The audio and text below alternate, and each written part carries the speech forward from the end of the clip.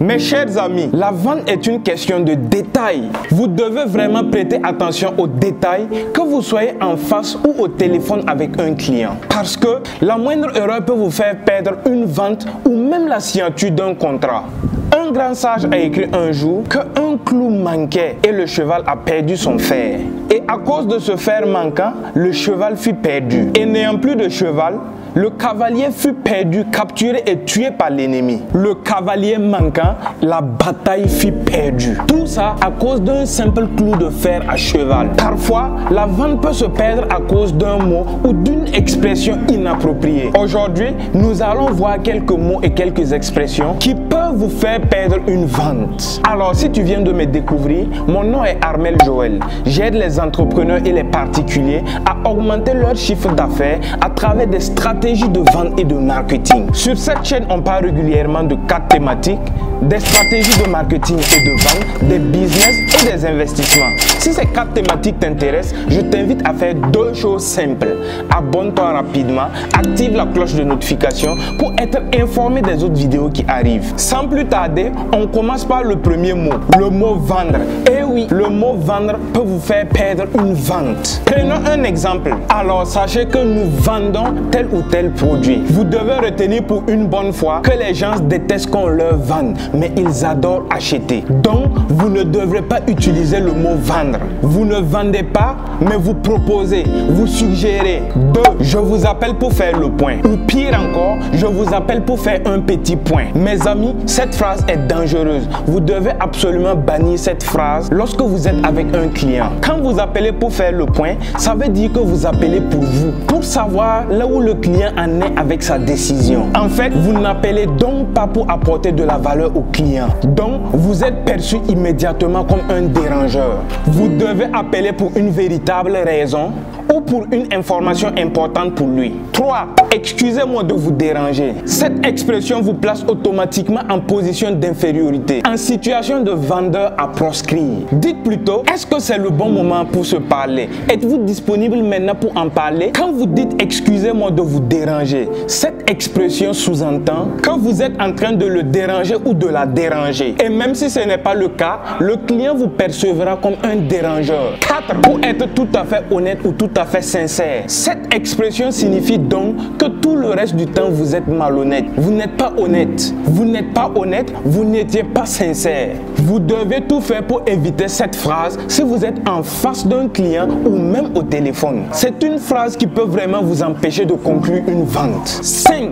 Faire une présentation ou une démo. Cela vous positionne en tant que vendeur. Remplacez simplement ce mot par est-ce que vous voulez découvrir les bénéfices que vous pouvez en tirer de notre solution? Est-ce que vous voulez voir comment notre produit peut vous faire gagner en temps? Comment notre produit peut vous faire gagner en argent? 6. Je me permets de vous présenter tel produit. Je me permets de vous appeler. Ce sont des expressions que vous devrez arrêter immédiatement d'employer auprès de vos clients, avec vos clients. Si vous permettez, cela veut juste dire que vous n'avez pas d'autorisation et donc vous êtes vu automatiquement comme un intrus. Ne dites plus cette phrase. Elle vous a déjà fait perdre assez de ventes. Et si vous continuez à la répéter, vous allez continuer à en perdre davantage. Le numéro 7, le mot contrat, le mot signé, le mot bon de commande. Ces 3 mots signifient simplement que vous êtes toujours dans une relation acheteur-vendeur. Et ce que vous devez savoir, c'est que ces mots sont intimidants parce qu'ils parlent d'engagement. Et pourtant, l'engagement fait peur. Au contraire, vous pouvez dire plutôt, je vous propose de sceller notre accord en établissant les documents habituels.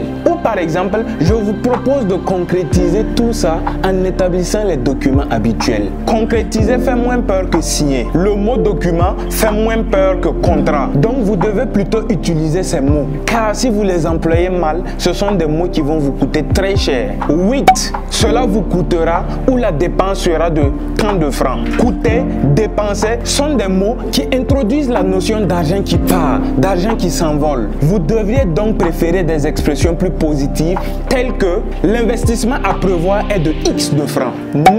Le mot objection. Le client soulève une objection et vous lui dites que c'est une bonne objection. Le mot objection est à bannir car si vous l'employez, c'est une forme de reconnaissance qu'il existe un certain désaccord, une certaine opposition entre le client et vous. Dites plutôt que c'est un point très intéressant, que c'est une question très intéressante. Ces expressions vous rapprochent plutôt du client que de vous en éloigner. Pas de problème, aucun problème, pas de souci. Là encore, vous devez être tout simplement positif. Le client formule une requête du type « Si j'ai un problème d'utilisation, est-ce que je peux vous appeler pour en savoir davantage? Pour en savoir comment ça marche ?» Au lieu de répondre « Pas de problème », répondez tout simplement avec plaisir.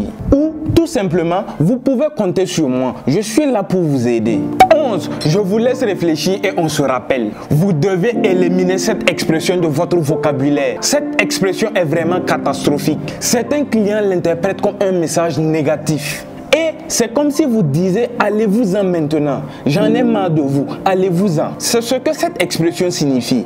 À la place, je vous propose cette magnifique question. Sur une échelle de 1 à 10, où se situe votre envie de donner suite? À partir d'aujourd'hui, à partir de maintenant, vous devez faire attention à votre langage, aux expressions que vous utilisez, car cela vous a déjà coûté énormément de ventes. Et vous devez tout faire pour maximiser vos ventes afin d'augmenter votre chiffre d'affaires. Vous devez retenir que la vente est une question de détail et la moindre détail peut vous empêcher de vendre. Comme le disait Napoléon Hill dans son livre Plus malin que le diable, Dieu réside dans les détails.